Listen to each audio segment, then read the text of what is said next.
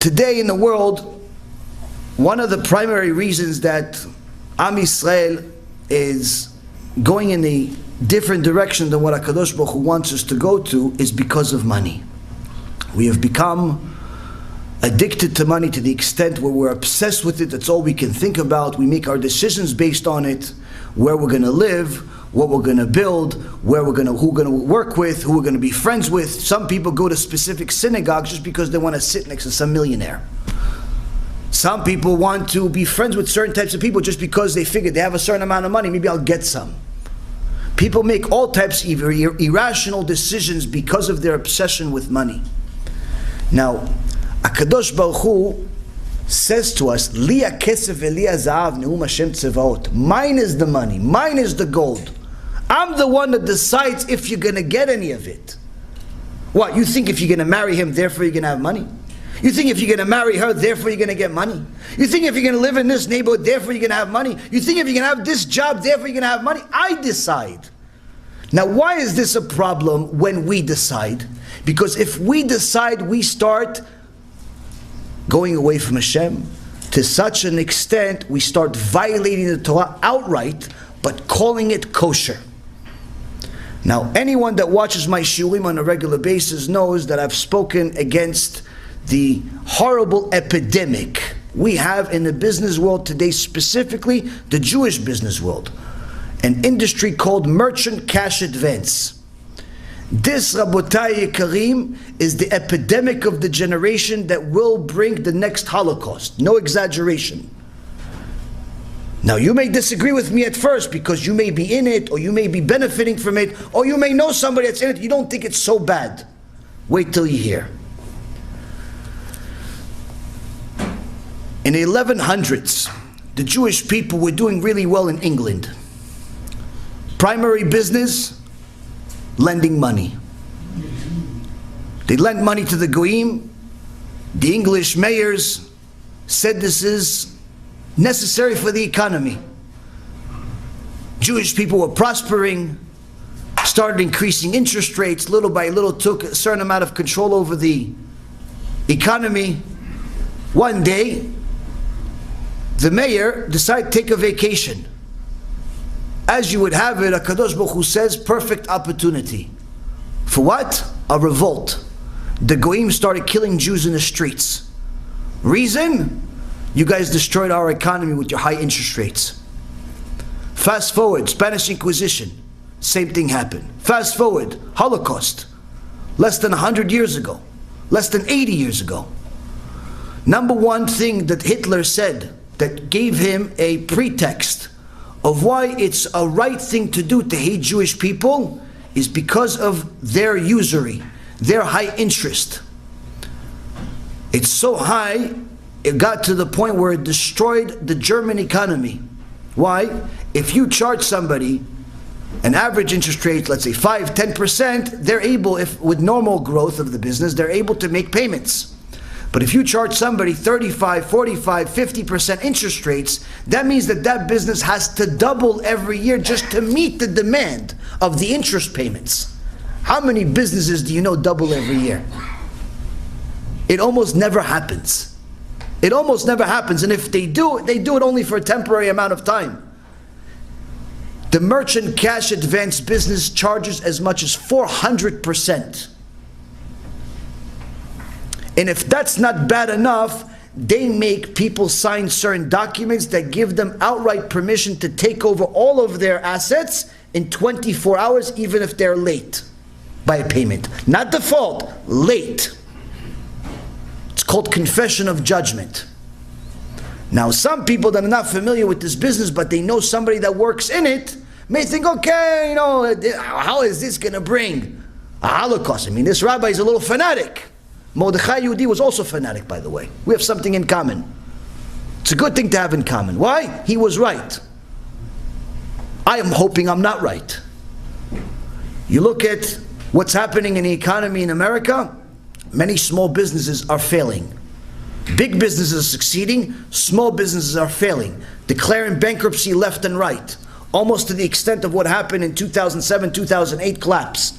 Why are they failing? The economy is doing fantastic. Why are you failing? Why is this guy shutting down a shop and starting a new company the next day? He's declaring bankruptcy because he cannot meet the interest payments. He can't meet the interest payments. He shuts down the business, starts something new. All over the country and other places around the world, there are businesses being shut because of this business. This is exactly what happened before the Holocaust. This gives power to Amalek. Now, just so you don't think this is my source or this is my idea, this is also in the Torah. If you look at the Midrash Me'am Loez, Parashat Yitro, when he gives you the commentary on each one of the 10 commandments, he says when there is usury, when there is dishonest business, when there is stealing, on the commandment of do not steal, he says if the Jewish people steal in large quantity, HaKadosh Baruch Hu brings famine to the world. Starvation, all of a sudden a Great Depression, market goes to nothing. Now if that's not enough, he also says lo tin'af, don't be immoral. These gay parades and all of these things that people are doing as if it's allowed, and there are certain rabbis or people that call themselves rabbis that are supporting it, like this one clown from last week that calls himself an Orthodox rabbi but made a wedding between two guys. Two guys got married last week under the Orthodox Kailu. HaKadosh Baruch Hu says, when there is open immorality, when you're making the sin as if it's allowed, HaKadosh Baruch Hu brings a plague. Now for anyone that's not sleeping under a rock, right now we have a plague in the world. It's called coronavirus. Now coronavirus wasn't just discovered a couple of months ago. A team of scientists from Wuhan discovered the virus almost a year before the virus was on the news. They publicized the paper, they made it publicly available. They actually even said it's going to come from China. They said it's coming from bats. Now everything that we know today was already published in a research paper a year and a half ago. HaKadosh Baruch Hu made the smart people blind, ignored it. Fast forward, we have an epidemic in the world with no cure. No cure. According to logic, end of the world could be in 10 months from now. According to HaKadosh Baruch Hu, this is nothing. Why? He decides. So why does he bring an epidemic? Why does he bring a potential famine? Why does he bring all of these things? Because he loves us, even if we don't love him. Sometimes we forget that he's Abba. So Abba, my son, my daughter, I'm Abba. I'm the one running the show, not you. Oh, you don't understand? Okay, I'll show you. I'll show you. Rabotai Yekarim, certain types of people are in these rotten businesses that cheat goyim under the understanding that they're allowed to do it. So I'll read you a few halachot so you understand that this is not an opinion. If you look at David HaMelech says that there are certain types of people that are going to see Mashiach. In Tehillim 15, verse number 5, he says anyone that lends people money with interest is not going to see Mashiach. Yeah, but he keeps Shabbat. Good for him. What about Mashiach? David HaMelech says no. David HaMelech is related to the Mashiach, by the way. If David HaMelech says you're not going to see him, I promise you you're not going to see him. The prophet Isaiah, chapter 33, verse 15, says the same thing. It says people that make extortionate profit, Hashem is disgusted by it. The Gemara says, what does it mean by extortionate profit? Gemara Masechet Makot, page 24a, says charging people interest.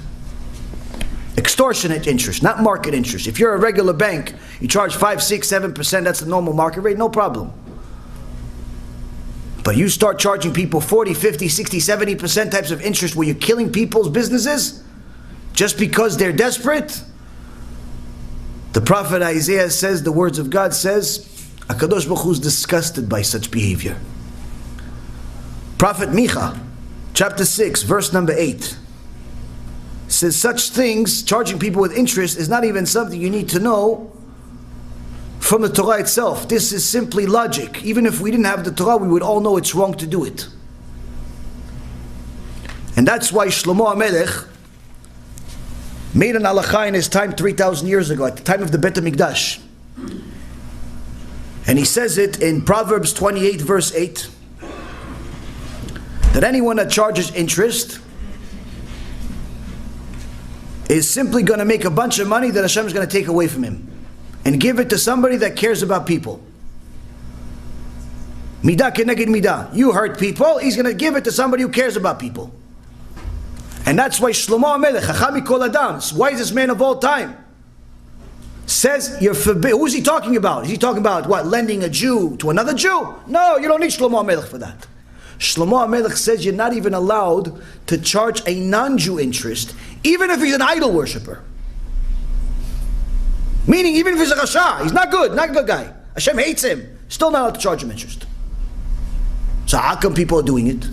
Because there's a little confused point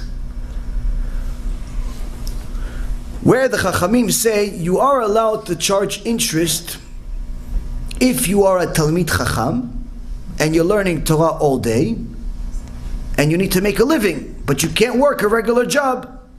So you have a little bit of money, you could lend it to somebody to make some money out of it, but just enough for you to live, not to become rich. That's allowed.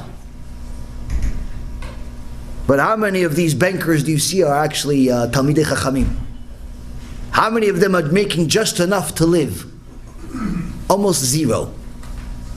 Now,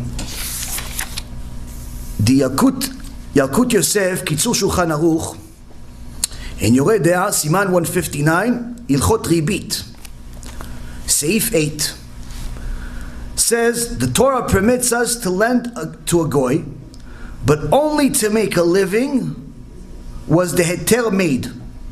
Meaning, the leniency that Shlomo HaMelech says not allowed, but it's a rabbinical mitzvah. But where is there a leniency on what Shlomo HaMelech, the grandfather of Mashiach, what is the leniency on what he says? You're allowed to lend to a goy if you meet these qualifications, which is just to make enough to live. You need $2,000, $3,000, $4,000, $5,000 a month to survive. That's it.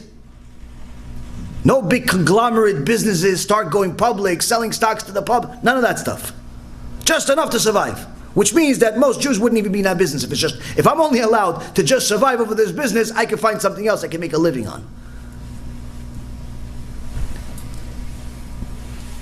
And not to become wealthy, he says. Unless it's a Talmid Chacham who's even permitted to become wealthy from it. Meaning, if it's, let's say, a huge Talmid Chacham, someone that's a major scholar, and he's only lending money. Here, he has one customer, this goy comes to him every few months, listen, I need to borrow 50,000, 100,000, he wants to give money. If he ends up becoming wealthy, that's bracha. Why? HaKadosh Baruch Hu is deciding it. But that's not because he's going to chase people looking for customers.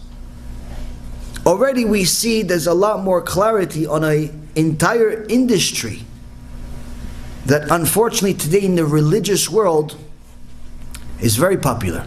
So popular that I'm hearing that there are certain bachurim from yeshivot leaving the yeshiva and joining this business.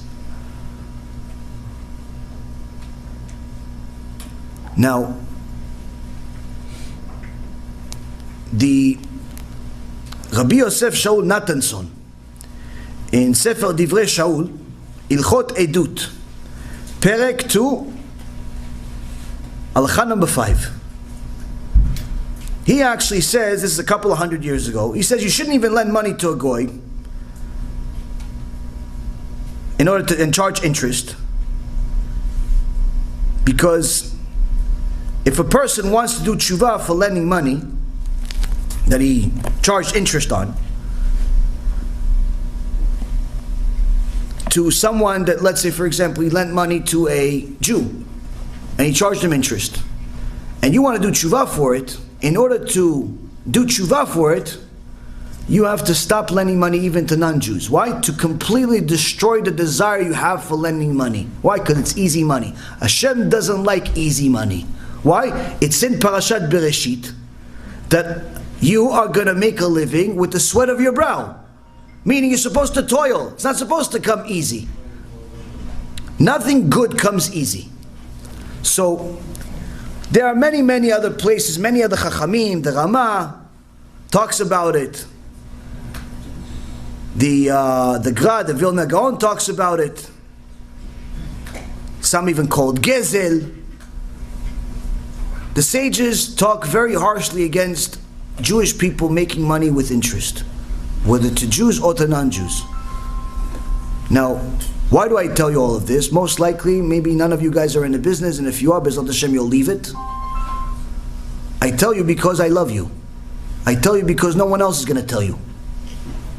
And the reason I know no one is going to tell you is because this business has been growing for years, quietly. And not a single rabbi has spoken against it. Why? Look, they're using the money for tzedakah. Look, they're using the money to build another yeshiva. Yeah, we're building another yeshiva, but intermarriage is over 80% in America. What kind of yeshivas are we getting today? If the yeshivas are being built, great, it's good. We need yeshivas. I want to build a yeshiva also in Florida because over there we need a lot of help. Hashem yishmor v'yatzi, what kind of yeshivot we have. A woman called me just a week ago. She told me I have a problem. I said, what's the problem? She said, what you said in the shiur 2 months ago came true. I said a lot of things. Tell me, be a little bit more direct. She says, you said that there are missionaries, Christian missionaries, teaching inside yeshivot. I said, yeah, and? She goes, that's happening. I said, to elaborate please, I want to say this in a shiur. She says, my 7 or 8-year-old boy came home and said, Ima, I learned a chidush today from my history teacher. She goes, what'd you learn? I said, I learned about Yoshke. Hashem yishmor v'yatzil. She says, I borrow money every month just to make sure my kid goes to yeshiva. He comes back to me with a different religion. This, Rabotai Karim, is not a new story, and it's not an individual story. When our primary concern is building buildings and money, we start making all types of leniencies. Like, for example, hiring history teachers and gymnastic teachers and English teachers that are not even Jewish. Why? Maybe they're a little cheaper. So now you are letting Haman and his friends inside sometimes the yeshivot. And almost every yeshiva that I'm familiar with has one of this, has this situation. And they don't think it's a problem. I had a group of kids from here calling me for 6 months straight, telling me, asking me all types of questions, but questions that big people ask. Not questions that 13, 14-year-olds ask. Big questions, questions that philosophers ask, questions that people that are very, very learned ask, adults ask. Heresy questions. Baruch Hashem, we had the answers for 6 months straight. After 6 months, I asked them, don't you guys go to yeshiva though? Where do you get these questions from? Says, there's not our questions. So whose questions are these for 6 months straight? Oh, it's our teacher's questions. I said, what kind of rabbi do you have that he's asking each question? He goes, no, it's not the rabbi, it's the science teacher. I said, he's a Jew? He goes, no, he's an atheist. I said, you have an atheist teaching in the yeshiva? He goes, yeah, but he's not teaching us religion. I said, he's the best religious teacher in the world. Look, he's teaching you atheism. He's teaching you atheism inside the yeshiva. I called the Rosh Yeshiva, I saw him, lo mitbayesh, you're not embarrassed of yourself, you have 14, 15 kids that are calling me left and right, and I'm trying to save these kids from becoming atheists because of you. He goes, what did I do? I said, you hired an atheist. He goes, oh, he told me he's not going to do it. Well, I said, apparently he's doing it. He still gave him 2 weeks before he fired him. This is happening. Why? We're obsessed with money. Our obsession with money doesn't just start and end at being dishonest in business. Our obsession with money has many, many different tentacles that lead us astray, lead us away from HaKadosh Baruch Hu. And this is one of the things that HaKadosh Baruch Hu doesn't like. He doesn't like it at all. He doesn't like it to such an extent that he gives very big warning shots, like we see in the world today. Rabotai Yekarim, some of this stuff may have nothing to do with you, but it may do. Your brother, your sister, your friend. Either way, a person needs to know that if he wants to have bracha in their parnasah, first and foremost, understand where it's coming from. If you understand where your money is coming from, you'll act accordingly. If you know that God is the one that's giving you the money, then there's no reason for you to cheat. There's no reason for you to try to maneuver something that's perhaps illegal or safek allowed, safek not allowed. There's no reason for you to cheat the system. There's no reason for you to try to beat the system. Whatever Hashem wants you to have, you're going to have anyway. This is one of the things that a person needs to know. And the reason why is because if you simply ignore everything I just said, which is everybody's choice, everybody can choose to do that. If we ignore it, then the problem is that HaKadosh Baruch Hu says that when we don't pay attention to His signs, Ve'alachtem eimi bekeri, you treat me with casualness, meaning as if what I'm saying is not so important, as if my, permission to do something or prohibition to do something doesn't really matter. Thank you. Ve'alachti mimchem bechamat keri, he says. You treat me with casualness, I'll treat you with double casualness. Meaning, the signs, the warning signs, the difficulties become much worse.